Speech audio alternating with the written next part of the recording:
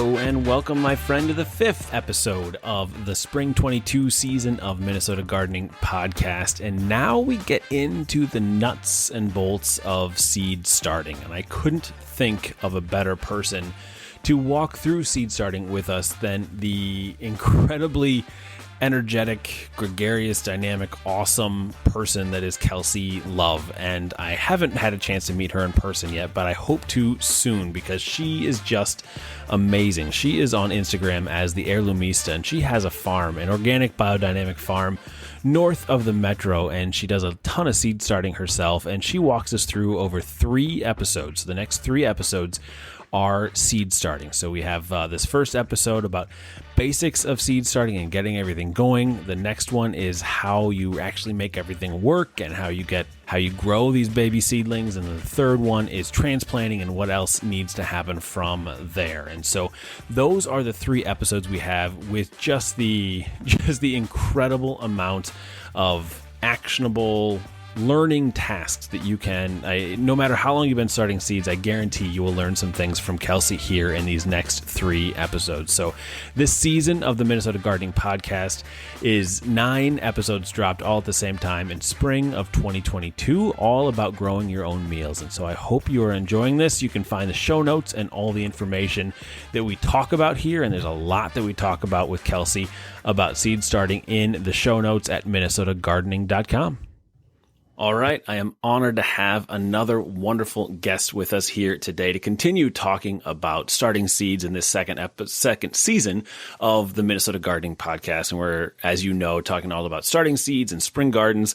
And we are honored to have Kelsey Love with us here today. She is the Heirloomista, and she is a woman-owned, woman-run farm in Amador Township in Minnesota here. And Kelsey Love is the driving force behind it all, with a mission to heal the earth through agriculture and inspire people to engage with the planet in a meaningful way. So Kelsey, thank you so much for being here with us today to talk all about starting seeds. Thanks for having me. I'm really happy to share these things that I've been learning for quite some time with those who are interested.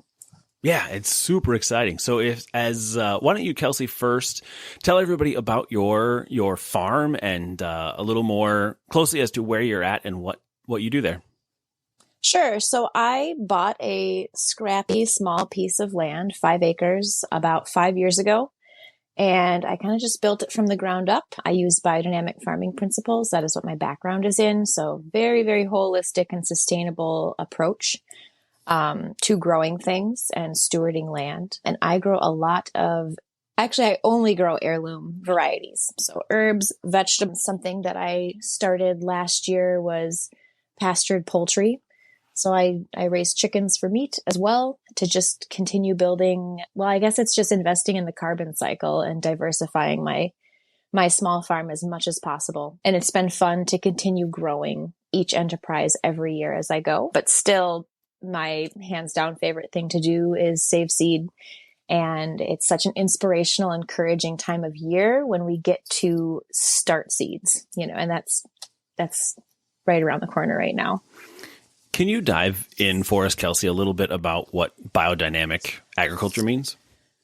Sure. Let's see here. Biodynamic agriculture is, like I said, a very holistic approach to agriculture. It kind of brings in the question marks and the unknown of a lot of different aspects of life.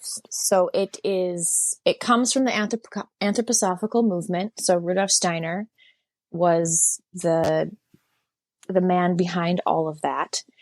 And it's actually kind of interesting to talk about because it can be controversial, as so many people think it's like a linear approach and you do this, that, and the other thing, and it's only that way. But it's really, to me, what it comes down to is working with a farm, a piece of property, a piece of land, and sensitizing yourself to it, and working with all the different elements and how they express themselves. So one of the things that Rudolf Steiner said was that you can't have matter without spirit or spirit without matter. So it's kind of looking at all of these things have different energies and life forces in them, and they all work together. And I know for some people that can be an uncomfortable or confusing conversation.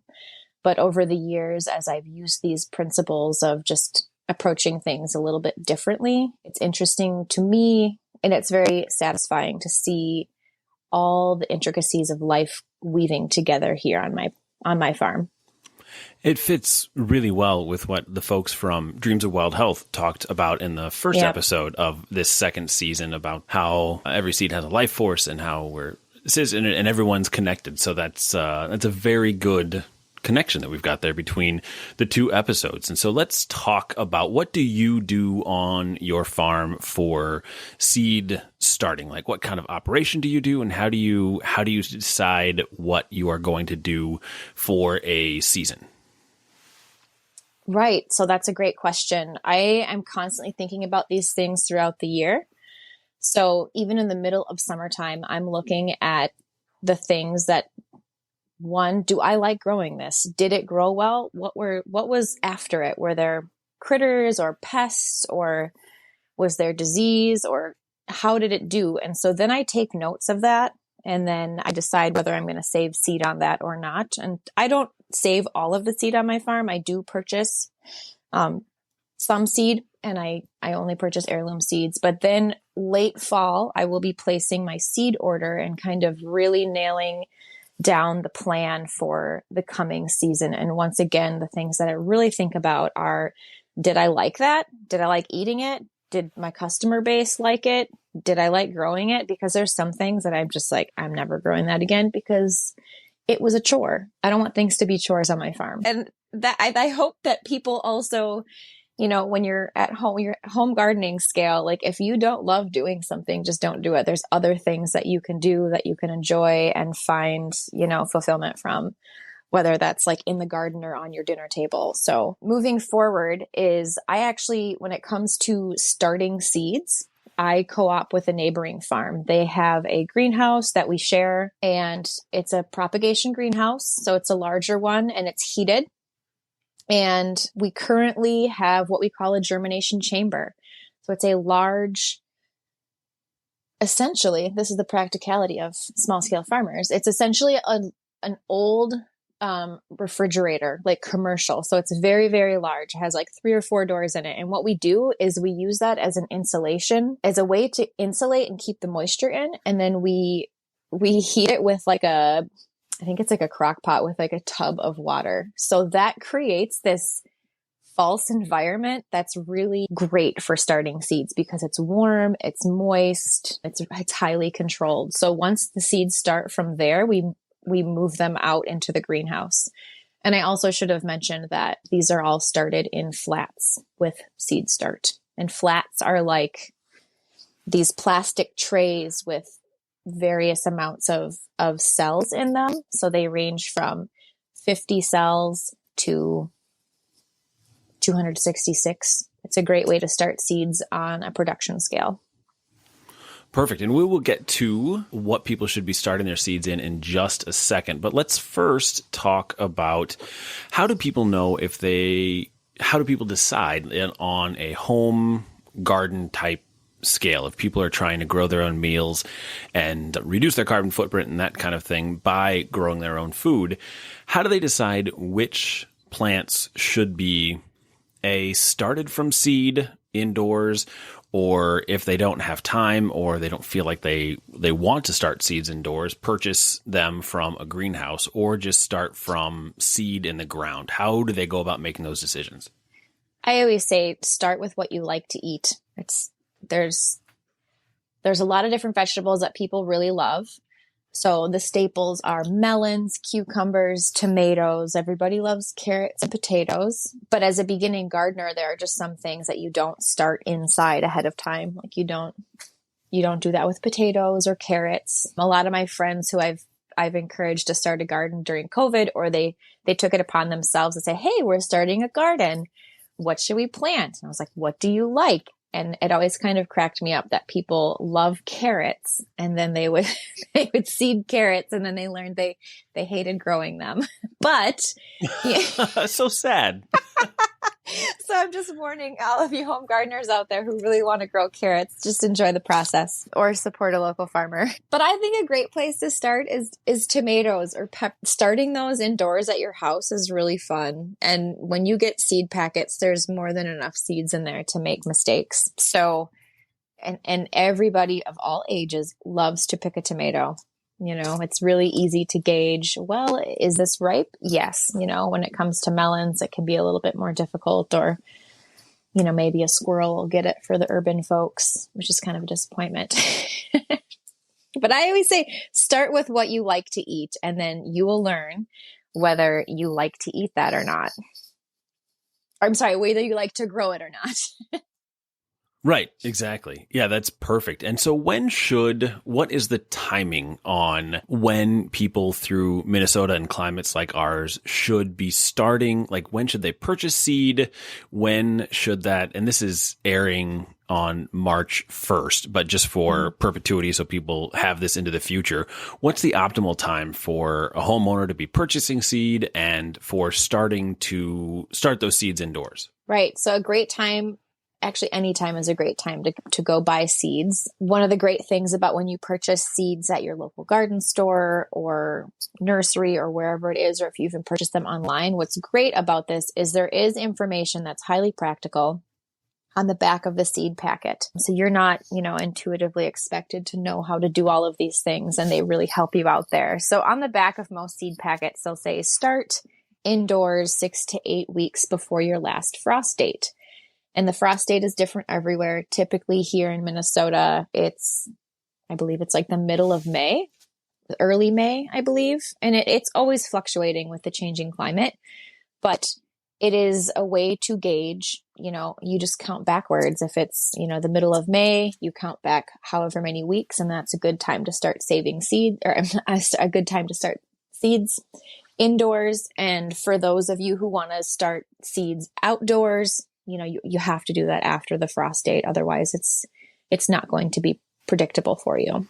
Perfect. And just an obscene pile of seeds sitting on my desk right here. I do. Yeah. I decided to do a big order and kind of start from scratch this year because I didn't know how old some of my seed was, and some of the things I didn't really have great success with last year. And so I decided just to start mostly fresh and all with heirloom seeds as well this year from, and I don't know if you say Michigan Gardener or MI Gardener, but I got them all from there, and they are it's incredible. So I was just looking at the back of the seeds here, and it has, can we just go through some of the terms so people know? So we've got it, if you go on the back of a packet there, it says either start indoors or direct sow. What does direct?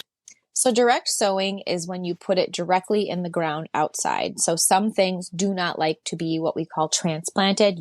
You plant the seed and you leave it there until you harvest it. So you're just putting that seed directly into the ground. So some of the things that you would direct sow would be carrots or radishes, parsnips. Generally, root crops do not like to be disturbed once they root in. Perfect. And then we have my Long Island Brussels sprouts here are 5 to 10 days for days to germinate. What does that mean? So in order for a seed to germinate, it needs enough warmth and moisture to kind of coax the root and the shoot to come out to germinate. Some seeds take a much longer time than others. So for those of you planting seeds and you haven't done it, and you put the seed in the soil and you water it and you walk away and you come back the next day, that's not long enough for a Brussels sprout. You're going to need at least 5 days or even 10. And I think they all kind of have their own wisdom when they decide it's ready.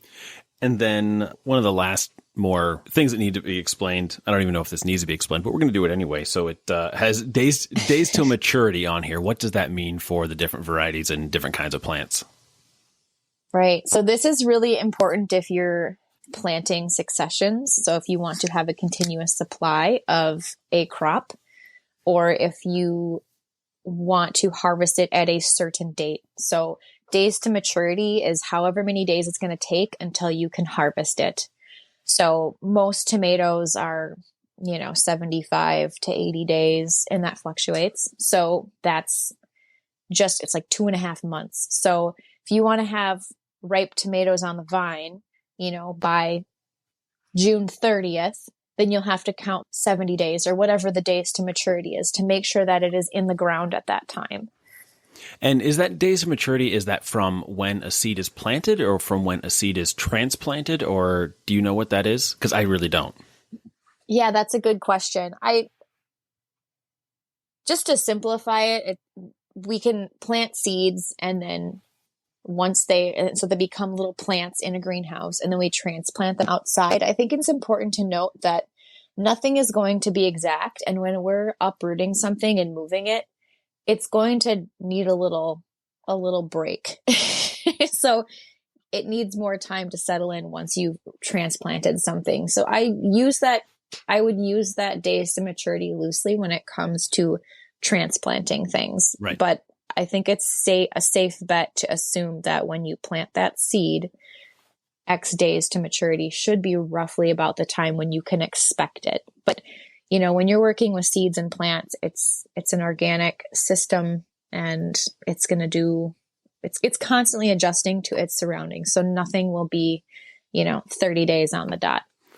And Kelsey, I should have said at the beginning of this episode that we have you here for a whopping 3 episodes today. And so this first episode is all about the basics of seed starting and when people should be doing things and that what people need to know that way. And then we're going to have a second one all about troubleshooting where we'll talk about what we need for lighting and heat and different things like that and watering for seedlings. And a third episode all about hardening off and transplanting and those next steps to make sure that people are successful getting all those plants into the ground. So next thing I'd like to talk about is soils. What type of soil should people be starting their seeds in, and how does that all work? Because there's a lot of theories out there about soil. Yes, there's a lot. And that's a really good question. When it comes to starting seeds indoors, it's important that you use a seed starter mix and not like not a potting mix or not a garden mix. And the difference between those types of mixes is the texture of them. So a seed starting mix is going to be really fine because we are working with really small pieces, like really working small seeds, the roots and the shoots and everything's really small. And so it's important that the seed has good root to soil contact and we're working with those smaller pieces. It's just much more complementary and reliable when you have a finer soil. Whereas when you're not transplanting, when you are working with potted things or you're potting, I don't want to go down the rabbit hole here. Sorry. Don't worry about it. I'll pull you back whenever we get too far. Okay. So when you're working with larger, more established plants, it's okay to have a coarser texture, like a potting mix. For those of you who are, making your flower pots in front of your house and your planters, it's totally fine to use a potting mix because those plants are established enough and they have bigger roots that can work within a coarser texture soil. Whereas going back to the seeds, you want something fine. And I might be sending us down the rabbit hole a little bit here now as well. But with that, there are just a whole variety of things that can make up that soil. Do you recommend just purchasing from a garden center a seed starting mix, or do you think that people should make their own with compost and coconut coir and peat moss, or however they do that? What's the best way for starters for people early in seed starting to get that piece going? As wonderful it is to make your own seed starter, I recommend just buying one from your local nursery or seed store or gardening store or whatever that may be. They do a really good job of making sure that it's balanced and it's sterile and it's the right texture. So if you don't want to invest a bunch of time into creating your in-depth home experiment and reading books to understand a balanced soil and the right texture and all of those things, some people do. Cool, go for it. But if you just want to plant a seed and have it reliably germinate and grow, absolutely go buy a good seed starting mix. And then when you get that seed starting mix, what should people be starting their seeds in? Should they be starting them in like 6-pack kinds of things, smaller, what's the best way to do that? And what is the process should they be burying them? Sure. Should they be, how do you guys go about that process? The general rule for planting seeds is whatever container you have it in, make sure it has holes in the bottom of it because we want the water to pass through it. We don't want water to collect. And if you go to a, home gardening store, they generally have these, like you said, a 6-pack, like a plastic container specific for planting seeds. They might have bigger ones. If you don't want to go out and buy those things, or let's say they're out because the last couple years have been kind of crazy to get things, you can make your own at home with like an egg carton or little yogurt containers, and just cut holes in the bottom so that they hold the soil, but they let the water pass through. And they don't need to be terribly deep, maybe an inch. I'd say an inch deep. Like I said, something that can hold the soil in one place.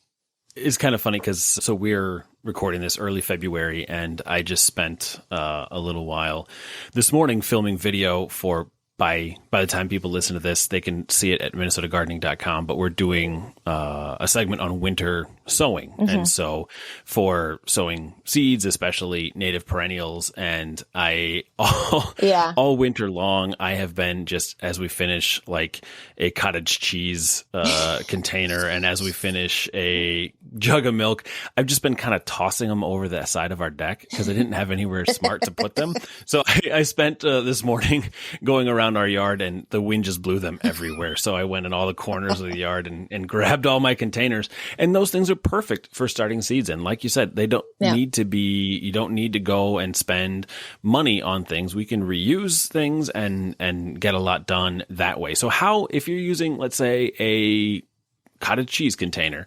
how deep should people put the soil in there? And then how many seeds should they be putting in? Sure. I mean, it depends what you're planting. I think that tub, what are they, like 3 inches tall or something? Yeah. That's a really large tub to be planting things in. So you could start seeds in there. Let's say you're starting broccoli because you love broccoli. I would say every inch, I would poke a little hole, maybe just like tap your finger down into it, maybe by the edge of your fingernail, and then put a couple of seeds in there, and then you cover it back up. And that way, I don't know, would there be five? Yeah. I'm like looking at my hand. Yeah. So about 5 areas where you're planting seeds. You just want to make sure that they have enough space to send their roots out and their shoots out. And if they don't all germinate, that's fine. But that's why I said per each hole, put 2 seeds in, just to make sure that you have enough wiggle room. And is that the same if you're planting like a 6-pack in each of the little cells in there, put 2 seeds in? Is that what you generally recommend as well? Yes, I'd say 2. For home gardening, absolutely. On a field scale, we accommodate like a different type of percentage of loss or germination rate. But for home scale, absolutely. Just throw 2 seeds in a hole. It's very likely that both of them will germinate. And then when they do, see who you want to stay and who you want to go. and we'll cover, that's on my list to cover in the next episode as we get to that. So that's probably a good segue into getting into the next episode there. So before we do that, is there anything, Kelsey, that we should have talked about with seed starting and making sure that people have a good idea of the process before we move on to the next stage of things? Yeah, there's just one little thing that has come to mind is when you're starting seeds and you get your seed starting mix from your local nursery. It's important that when you start to the process of filling the pots with soil, you want to make sure that soil is moist, not wet, not dry, but moist. So you put some water in there and you mix it around before you pack it into whatever you use, whether it's a 6-pack or a flat or your old yogurt container, whatever it may be. And that way, when you plant your seed and water it, the seed won't wash away with the water because the soil is the right texture to hold it. Does that make sense? That absolutely does make sense. Yeah. And that brought up 2 other questions that I got for you. And the first of those is, when people are putting their soil into that container or 6-pack, should they be packing that soil in so it's kind of squished in there? Should they be filling them all the way to the top? How much soil should they be putting in? Right. I don't pack it all the way to the top. I'd say pack it 3/4 of the way. And when you hydrate the soil enough to the right point where it's like consistently moist, it will pack in. You're not packing it in quite like brown sugar or anything, but like you want to make sure that it's not going to greatly move or push down when you water it. Does that, I don't know if I'm explaining this correctly. Nope, that was perfectly clear. Yeah. Okay. That was good. And then my second question that I had is, and we don't need to go in depth on this, just to make sure to mention it. I've been seeing a lot online about soil blocking as well. I've never experimented with that. That's not been in anything that I've really worked on. Have you done anything about that? Know anything about soil blocking? Can you explain what it is? Yeah, soil blocking is great. I studied in the UK with my horticulture and ag program, and that was kind of the standard there. So it's a really great way to minimize external output, and it's a great way to just grow really healthy plants because so with a soil blocker is you still use the same seed starting mix, but you have this tool that essentially you push down. There's I don't know how I can describe this, but it's a long tool with a handle, and on the end of it, you push it into the soil, and it creates like it's more like a mold, like a spring mold, where you pack soil into it, and it creates this block, and then you take it up out of the soil and you put it on your tray, and you press a lever on the handle, and how that does is it creates these perfect little blocks for you to plant seeds in. And what's really great about it is the seeds, when it comes to growing transplants, if you leave the plants in the blocks or the cells for too long, like the plastic trays, the roots will just keep circling around and around and around, finding a place to grow. But when you use soil blocks, it helps regulate the growth at a more natural pace. So you're not going to have wild root balls when it comes to using soil blocks like you do when you're planting into plastic containers. Like for those of you going back to planting flowers, you get your flowers from the nursery, you take them out and you see they're just like roots everywhere and you have to break them up. That happens when you plant into plastic containers, but that is not the same with soil blocks because the plant, like I said, can help regulate. And then also when we talk about transplanting, these soil blocks also are really complementary and reliable when it comes to transplanting because you're not disturbing the roots. They're just picking up where they left off, but in a bigger area. And we'll put video and more information because I'm going to experiment with them this year as well. So I doubt by the time the episodes go live, but eventually video and pictures and things on minnesotagardening.com that people will be able to go and see and just search for soil blocking and they will get that there. So perfect. All right. Well, Kelsey, you are just awesome. And I really appreciate you being here for this first episode. And we've got a second episode coming up all about growing and troubleshooting with our seeds. So we'll see you again in a little bit. Great. Thank you.